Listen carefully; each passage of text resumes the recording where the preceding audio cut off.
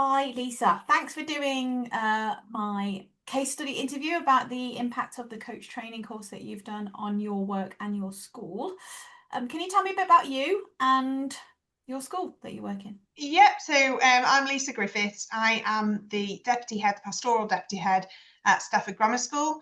So we are an independent school of around 380 pupils. What about you then? How has this helped your own professional development, do you think? Yeah, massively. I think when I did the initial coaching training that I'd done previously, I loved it. And so it's something I'm interested in anyway. I think when I went into the training course, I thought, oh, this will give me what I need to start me off in my role as deputy head. But it is definitely more than that for me. Like I just love it. I love that feeling when you can see a child coming to their own conclusions about what they need to do. So I find the whole thing really sort of almost contagious. So I'm already thinking, what could I do with this next, and how could I develop this further? And I didn't think it would become so transformative for me. I think I saw what it could do for the school and how it could. I thought, well, I'm already doing this anyway, so it's not going to give me anything that I don't already know. But actually, it did give me a lot, even though I knew a fair bit about coaching. Yeah. It really did open my eyes. Why do schools not do more coaching when it's works so well? Or what's the barriers to people doing coaching for young people, do you think? I do think just there's that. Well, there's several things, isn't there? There's the time constraints and the financial restrictions that school on budget.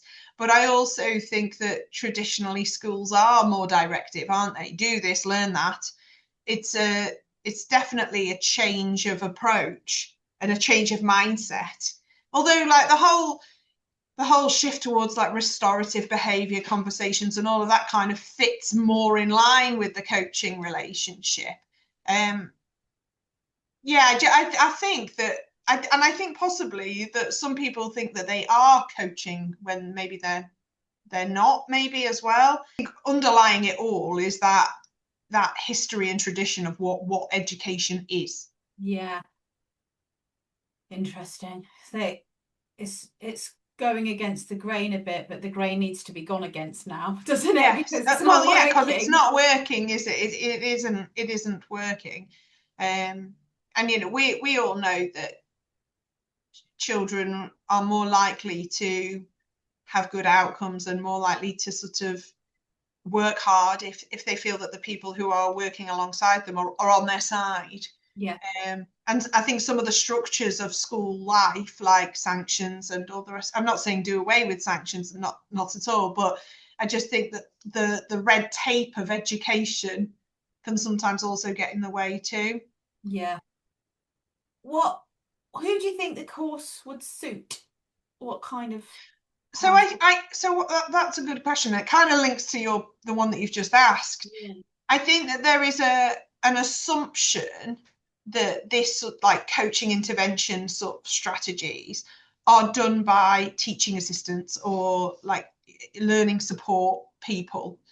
And absolutely they can be and should be and amazing. But actually, why can't the head be using these? Why can't everybody be using them, whether you're a form tutor or whether you're a head of year or whether you're a deputy head or a safeguarding lead? Why everybody really would benefit from adopting this sort of approach. I think the issue is people think they need knowledge, but they need the process.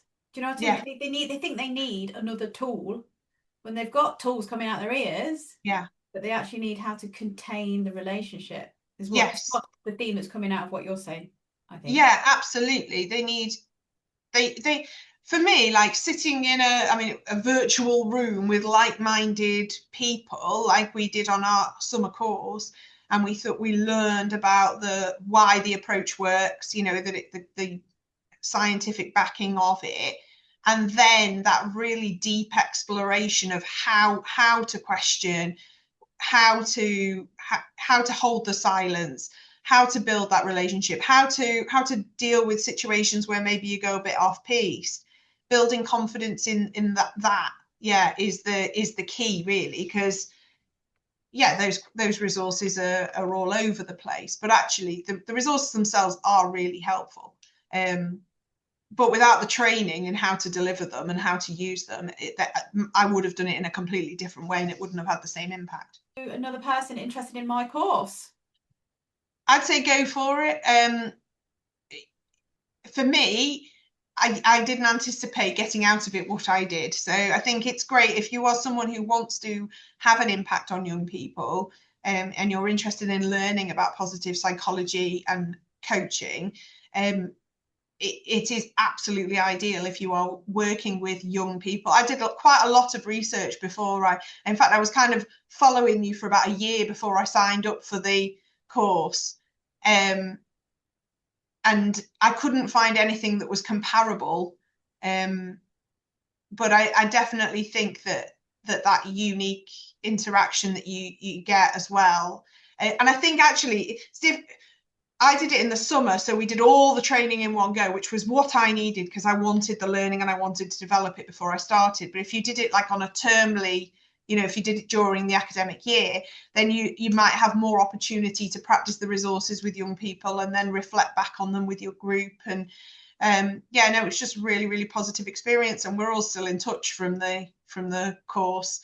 Yeah. That you thought you'd get, or what were you wanting? And I thought that we would go together and you would go, right, this is the program, you do this resource, this resource, this resource, this resource, this is why it works, off you go. and actually like practice on each other. And I kind of thought it would be more rigid, and I thought that's what I wanted, but actually what I got was the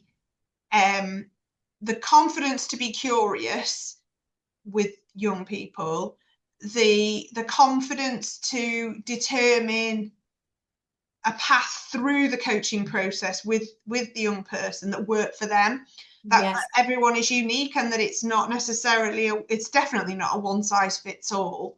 And so what I gained from it was that really just that the flexibility, yes, which I didn't think I wanted, but I needed it. That I come back to again and again and again, and they kind of fit any scenario. Yeah. But I can use them differently depending on the situation that yeah, I'm in. For me, it has shaped my whole year.